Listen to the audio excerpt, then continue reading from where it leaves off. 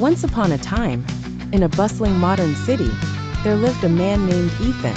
Ethan was not what some would call a traditional addict. He had no vices that were visible to the naked eye. But still, he was trapped, ensnared in a digital web that held him captive every waking moment. Every morning started the same way. A quick glance at his phone that turned into an hour-long scroll through endless content. Before he knew it, the time he set aside for a morning run or breakfast had vanished, replaced by flashy images and fleeting news bites on his glowing screen.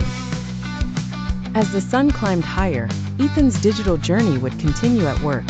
Meetings were frequently interrupted by an impulsive check for notifications, a peek at the virtual world that seemed so much more enticing than the spreadsheets and emails that awaited him. Lunch breaks offered no respite, for even as he ate, his hand would instinctively reach for the device, drawn to its siren call. Social media, games, news apps, all designed to capture attention and time, like a maze with no exit. In the evening, Ethan often found himself sitting on his couch, intending to just unwind for a few moments. Hours later, he'd snap out of his trance, realizing too late that another evening had slipped through his fingers, consumed by the digital ether. One day, a casual conversation with a friend sparked a realization in Ethan. They spoke about how precious time was, and how life seemed to be moving at an alarming pace, leaving little room for meaningful connections or personal growth. Determined to take back control, Ethan decided to confront his unseen captor.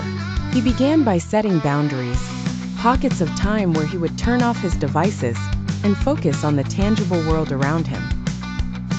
It was tough at first, the lure of the digital world strong as ever, but with each passing day, he found it easier to resist.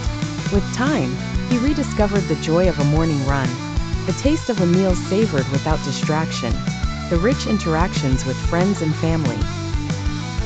Slowly, the digital web that once held him tightened less. He wasn't completely free, but he was learning to live alongside it. Ethan's journey is one many of us are on, unknowingly trapped in a digital maze. Yet, with awareness and effort, there is hope for escape, reclaiming the time that is indeed far more valuable than any screen could promise. #digital trap, #valuable time, #self-development.